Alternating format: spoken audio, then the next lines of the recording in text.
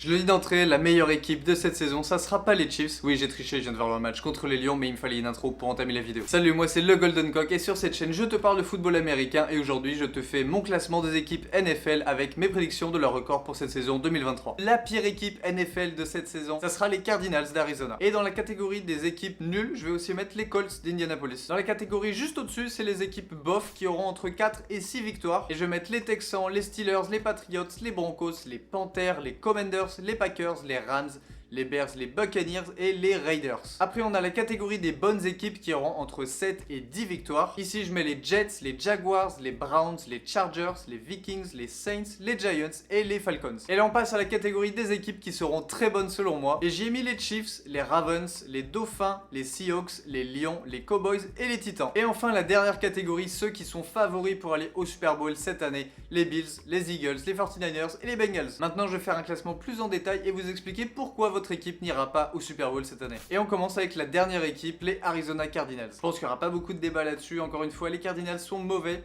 Cette année, Kyler Murray est blessé pour le début de saison. Mais même si Kyler Murray n'était pas blessé, je pense pas qu'il les aurait emmenés bien loin.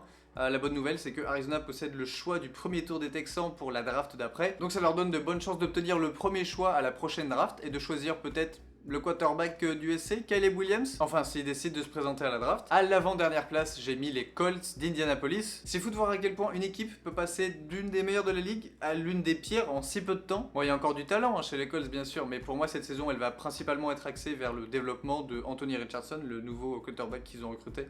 Et malheureusement, on l'a vu en pré-saison, il y a du boulot. On passe dans l'NFC Sud avec les Tampa Bay Buccaneers à la 30e place. Bon, l'équipe de Tampa Bay mériterait un meilleur classement que 30e, mais pour moi, la situation au niveau du quarterback est trop mauvaise pour les mettre plus haut. Baker Mayfield a été l'un des pires quarterbacks la saison dernière, même malgré son bon passage chez les Rams. Mais il y a quand même fort à parier que ce sera quand même Kyle Trask qui sera titulaire au bout d'un moment cette saison. À la 29e place, je mets les Rams de Los Angeles. Alors oui, même si dans cette équipe, il y a des superstars, Aaron Donald, Cooper Kupp, Matthew Stafford, il y en a plein, il y a quand même un gros problème. C'est tout simplement que son roster est mauvais, globalement, en dehors de ces 2-3 joueurs. Alors à moins que leur coach Sean McVay fasse de la magie et que ce groupe de stars se transcende, la saison, pour moi, elle va être très très longue pour les Rams. À la 28e place, j'ai les Panthers de Carolina. Ils ont une défense qui me semble être plutôt correcte. Ce qui m'inquiète plutôt, c'est la ligne offensive. Et bien sûr, leur nouveau quarterback, Bryce Young, qui va devoir se développer. Cette année, on le jette vraiment dans l'océan. On va voir s'il sait nager et surtout éviter les sacs. En tout cas, il ne sera pas aidé au poste de receveur, à moins que Jonathan Mingo brille et peut-être Adam Thielen, qui sera peut-être très productif aussi. Mais ils sont dans une division qui est relativement faible, donc peut-être que Bryce Young va aller chercher quelques victoires pour cette équipe, mais ça reste à voir. On retourne en AFC Sud avec les Texans à la 27e place. Je les vois bien créer la surprise cette année, ils sont assez sous-cotés je trouve les Texans. J'aime bien ce que leur nouveau quarterback CJ Stroud a fait pendant la pré-saison, pareil pour le rookie Will Anderson Jr. qui sont allés chercher à la draft. Ils sont en pleine reconstruction donc l'effectif est plutôt mal en point, mais déjà on voit qu'ils ont un plan avec leur nouveau coach Demeco Ryans.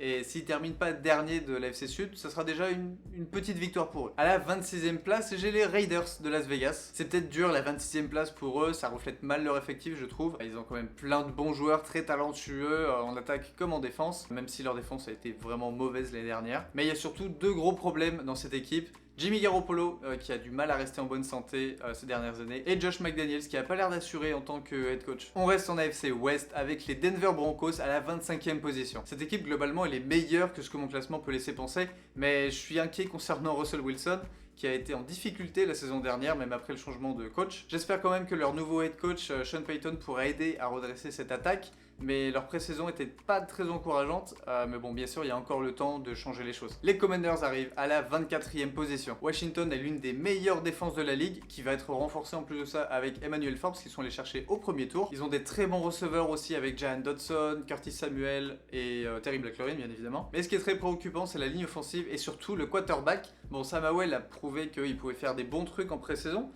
Donc si ça continue, peut-être qu'il pourrait surprendre des équipes, mais bon, ça reste à voir. Direction la NFC Nord maintenant avec les Bears à la 23e position. Les Bears ont montré pendant cette pré-saison leur gros potentiel en attaque, surtout avec DJ Moore qui va enfin pouvoir montrer de quoi il est capable. Leur défense devrait aussi s'améliorer. Cette équipe, je pense qu'elle peut quand même rivaliser dans une division qui est assez ouverte, mais j'ai quand même quelques doutes concernant Justin Fields, je sais pas, pour moi il est vraiment surcoté. À la 22e place maintenant, j'ai les New England Patriots. Pour moi, c'est de loin la pire équipe de l'AFC Est. Ils ont un quarterback, Mac Jones, qui est juste ok. Le reste de l'équipe est de bonne qualité par contre. Et Bill Belichick est encore le head coach, donc ça sera une équipe qui sera toujours difficile à jouer. Mais c'est sûrement l'équipe qui va le plus décevoir selon moi cette saison. Les 21e, c'est les Packers. Dans cette équipe, il y a le joueur qui a le plus approuvé cette saison, Jordan Love, leur quarterback drafté il y a très longtemps. S'il assure, les Packers méritent une bien meilleure place que 21e, mais comme on n'en sait rien, je les mets là. Et les derniers de cette catégorie d'équipes qui auront entre 4 et 6 victoires, c'est les Steelers à la 20e place. Les Steelers qui sont assez solides, ils ont un excellent head coach, ils ont Kenny Pickett qui a été très très bon pendant cette pré-saison, donc c'est très encourageant. Mais je leur donne très peu de chances de participer aux playoffs tout simplement à cause de la division dans laquelle ils sont. La NFC Nord elle est blindée malheureusement pour eux. On passe maintenant à la catégorie des équipes qui auront entre 7 et 10 victoires. Et on commence avec les 19e, les Falcons. Atlanta a fait une bonne intersaison avec des bons ajouts en défense et surtout Bijan Robinson au premier tour de la draft. Ils vont être redoutables à la course, mais je me demande vraiment jusqu'où cette équipe elle peut aller si Desmond Ridder s'améliore pas.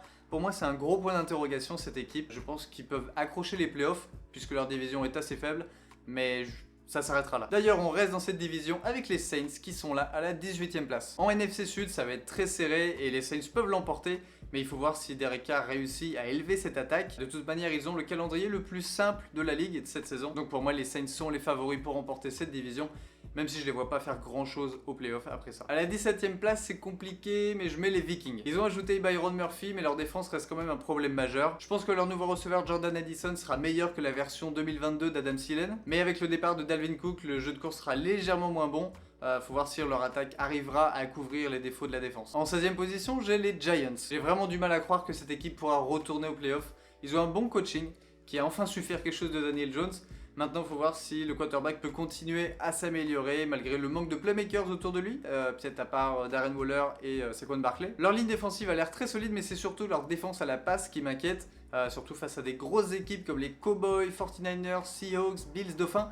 Toutes ces équipes-là que je viens de citer, ils vont les rencontrer en début de saison. Donc c'est des grosses équipes, voilà, il y a un calendrier aussi compliqué pour eux, je les vois pas aller très loin malheureusement cette saison. Et les Jaguars arrivent à la 15e position. Oui, ils sont allés gagner un match au playoff l'année dernière après une très bonne deuxième moitié de saison, mais s'ils sont arrivés jusque là pour moi c'est uniquement parce que les Titans étaient blessés, rien de plus. Cette saison il y a Calvin Ridley qui se ramène chez les Jaguars, donc leur groupe de receveurs sera assez bon. Mais pour moi ils vont louper les playoffs parce que la division appartient aux Titans. Bah ouais désolé, je peux pas être objectif, les Titans c'est mes chouchous, les Jaguars je les déteste, c'est comme ça. Et puis leur ligne offensive est nulle, leur défense aussi. En 14e position j'ai les Browns de Cleveland. Oui, je suis d'accord, ils pourraient être carrément plus haut. Ils ont fait quelques améliorations, surtout en défense pendant cette intersaison. En fait, là où j'ai surtout des doutes, c'est avec Deshaun Watson, qui a pas été très bon en fin de saison dernière, mais ils peuvent gagner pas mal de matchs avec lui s'il revient en forme. Et les Chargers arrivent 13e de ce classement. Justin Herbert sera sûrement plus à l'aise avec son nouveau coordinateur offensif, Kellen Moore. Bon, il faudrait quand même que les joueurs surveillent leur santé, qu'ils soient pas blessés comme l'année dernière. Mais le talent est là en attaque pour qu'ils soient l'une des meilleures équipes de la ligue. Et ils seront bons en défense aussi, surtout si JC Jackson revient en forme. Et je vais terminer cette catégorie avec les New York Jets à la 12e place. Pour moi, cette équipe est surcotée. Oui, Aaron Rodgers fait que cette équipe est meilleure. Garrett Wilson va être une future star. Robert Saleh peut être le coach de l'année. Cette équipe a toutes ses chances d'aller aux playoffs. Mais faut pas oublier qu'ils sont dans l'FC Est avec les Bills, les Dauphins et que Aaron Rodgers se fait vieux. On passe maintenant à la catégorie de dessus avec les équipes qui auront entre 11 et 14 victoires. Je commence avec l'équipe qui ne fera pas partie de mon top 10 et ça me blesse profondément. C'est les Titans à la 11e place. Oui, à la 11e place. Attendez, je vous explique tout. Déjà, ils ont commencé la saison dernière avec 7 victoires, 3 défaites. Ils ont terminé avec 7 victoires, 10 défaites. Donc 7 défaites d'affilée. Mais c'était pour 3 raisons, principalement mauvaise gestion de l'équipe par le general manager qui n'est plus là, on l'a remplacé. L'équipe était la plus blessée l'année dernière pour la 2e saison d'affilée. Là, les joueurs sont en bonne santé. Une mauvaise ligne offensive à cause de blessures. Là, la ligne offensive a été refaite. Et enfin, un mauvais coach offensif qui a dégagé et qu'on a remplacé. Bon, ça fait 4 raisons, mais on a résolu tous les problèmes normalement. En plus de ça, DeAndre Hopkins arrive. On a un calendrier super facile, une division plutôt faible. Et ah oui, on a Derrick Henry. Avant de passer au top 10, pense à mettre un like, à t'abonner. Ça fait toujours plaisir. Et en 10e position, je vais mettre les Lions de Détroit. Oui, je triche un peu. J'ai vu le match contre les Chiefs. J'ai vu qu'ils allaient être quand même très solides cette saison. Et je m'emballe peut-être avec eux. Mais déjà, l'année dernière, ils ont remporté 8 de leurs 10 derniers matchs. Ils ont un super head coach en plus de ça. Des super receveurs. Une division qui est vraiment accessible pour eux. Le problème de la défense a l'air d'être réglé. Donc bravo les Lions, vous allez enfin retourner aux playoffs cette saison. À la 9e place, j'ai les Seahawks de Seattle. Oui, les Seahawks, l'année dernière, on les voyait comme l'une des pires équipes. Mais leur quarterback Geno Smith a su renaître de ses cendres la saison dernière. La défense s'est améliorée cette intersaison en free agency. Ils sont allés prendre un nouveau receveur JSN à la draft pour aider l'attaque. Pour moi, c'est une équipe qui peut aller chercher une place en playoff et pourquoi pas gagner quelques matchs. La 8ème place, je la donne aux Dauphins de Miami. Très bon coaching, un duo de receveurs excellent, une des meilleures défenses de la ligue.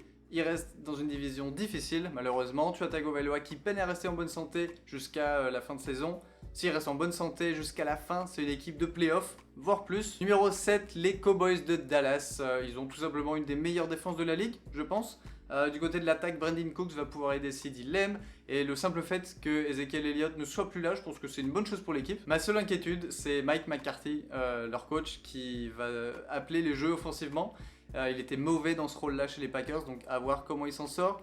Mais ça me rassure pas. On enchaîne avec les Ravens à la 6ème place. Lamar Jackson a enfin eu son gros contrat qu'il voulait, avec des armes autour de lui, la signature de OBJ en free agency, l'arrivée de Zay Flowers à la draft. Cette attaque, elle promet d'être très explosive, surtout avec le nouveau coordinateur offensif Todd Monken. Mais j'ai quand même quelques doutes quant à leur ligne défensive et à leur cornerback. Mais l'équipe me paraît prête pour une grosse saison si Jackson réussit à rester en bonne santé. Et enfin, pour conclure cette catégorie, je mets les Chiefs de Kansas City à la 5ème position. Ils ont eu quelques départs du côté de la ligne offensive, donc elle devrait être un peu moins bonne, et ça s'est vu contre les Lions. Ils n'ont pas de receveur numéro 1, Kadarius Toney, non. Travis Kelce, il faudra qu'il reste en bonne santé si vraiment ils veulent aller au playoff. Mais en dehors de ça, ça reste les champions en titre. Patrick Mahomes, meilleur quarterback, meilleur coach, meilleur tight end, super défense, un effectif très complet. Donc je m'en fais pas pour eux. On passe à la dernière catégorie, celle des équipes qui auront entre 15 et 17 victoires, les favoris du Super Bowl. Et à la 4ème place, je mets les 49ers. Bon, sans parler de quarterback, je pense qu'on est d'accord pour dire que les 49ers ont le meilleur effectif de toute la ligue, une excellente défense, des excellents receveurs.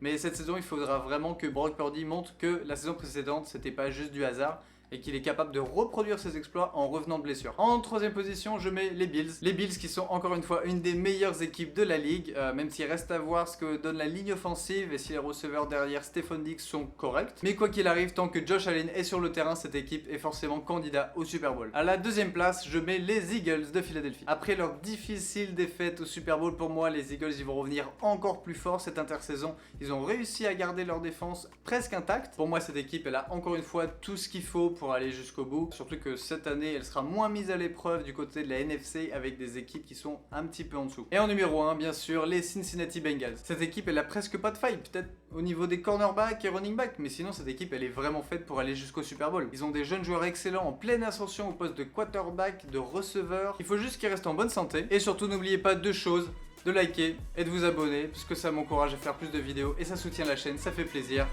Allez, ciao les potes!